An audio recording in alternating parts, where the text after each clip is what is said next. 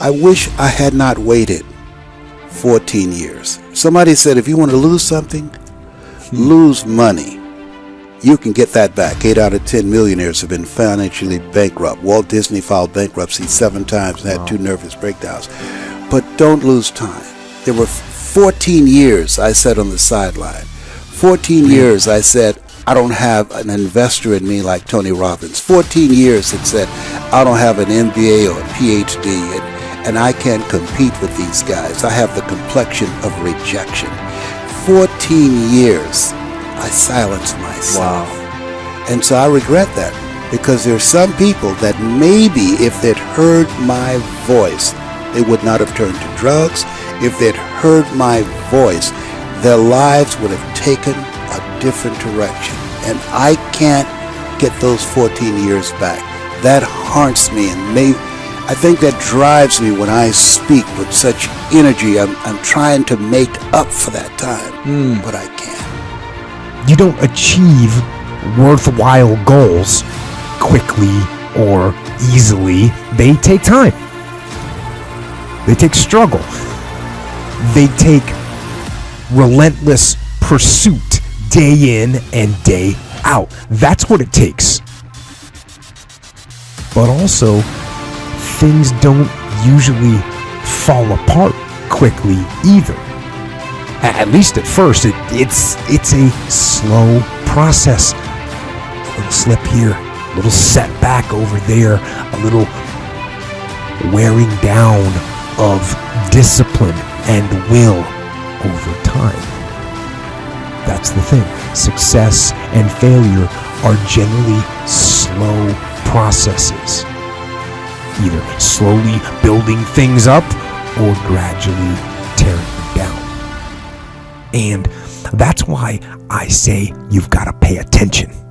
You have to watch. You have to watch every single second.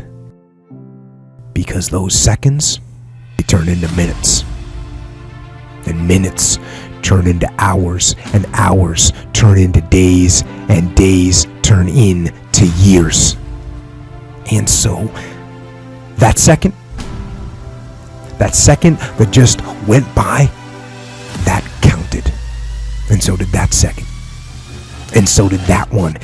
And in those precious seconds, you were either building or you were decaying. You were either gaining ground or you were losing ground in that second, and in every second. Every second counts. So make every second count.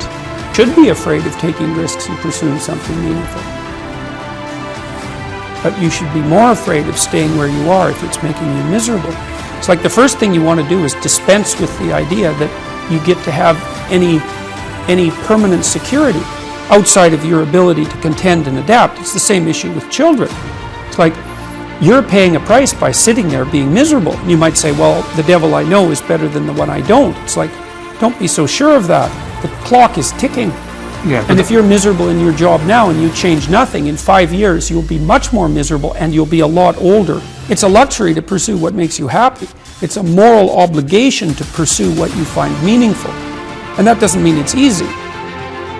You know, if you take people, and I've told you this, and you expose them voluntarily to things that they are avoiding and are afraid of, you know, that they know they need to overcome in order to meet their goals, their self-defined goals. If you can teach people to stand up in the face of the things they're afraid of, they get stronger. And you don't know what the upper limits to that are, because you might ask yourself, like, if for 10 years, if you didn't avoid doing what you knew you needed to do, by your own definitions, right, within the value structure that you've created to the degree that you've done that, what would you be like? Well, you know, there are remarkable people who come into the world from time to time, and there are people who do find out over decades-long periods what they could be like if they were who they were, if they spoke their being forward. And they get stronger and stronger and stronger, and we don't know the limits to that. We do not know the limits to that.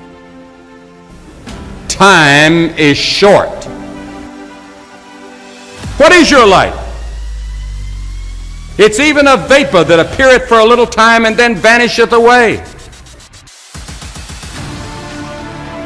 If someone had told me when I was 20 years old that life was very short and would pass just like that, I wouldn't have believed it. And if I tell you that, you don't believe it either. I cannot get young people to understand how brief life is, how quickly it passes. It seems like yesterday I was in school.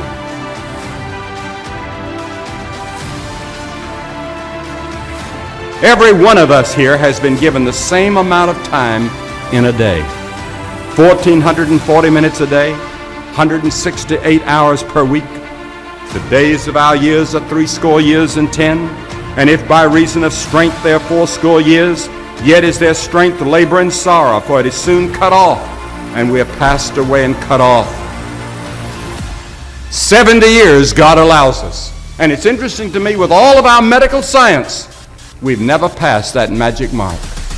The average American male today lives 70 years and 4 months. The average female, 73 years and 6 months.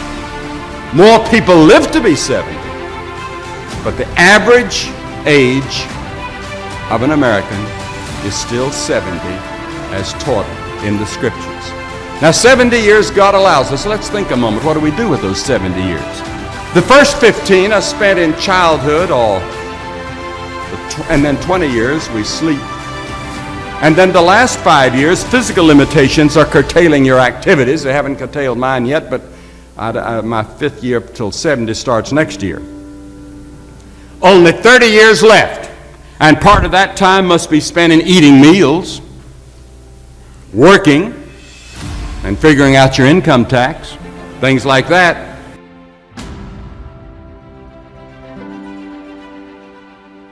Now is the accepted time. The things we ought to do, the classes we ought to take, the books we ought to read, do it now.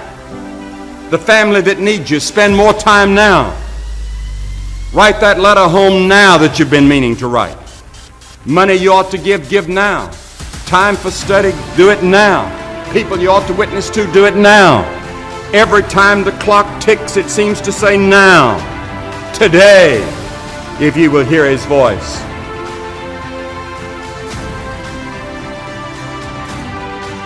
There is the category of problems in life, and it ain't going anywhere. And so the question is, can you deal with the whole category at the same time? That's the thing. That's how to be in the world, is to deal with that category all at the same time. And so how did human beings, what did they come up with as a solution? And that's so cool too, because the solution they come up with not only was the heroism that allows you to approach what you're terrified by and what you find offensive and to learn from it, but also the idea of sacrifice, and that was played out by cultures everywhere, including human sacrifice. And you think, what the hell was up with those crazy bastards so long ago? They were sacrificing to gods all the time. What kind of clueless behavior was that? Burn something and please God. Burn something valuable and please God. It's like, what was with them? What were they thinking? Well, they weren't stupid, those people. If they were stupid, we wouldn't be here. They were not stupid, and believe me, they lived under a lot harsher conditions than we do. So those were some tough people, man.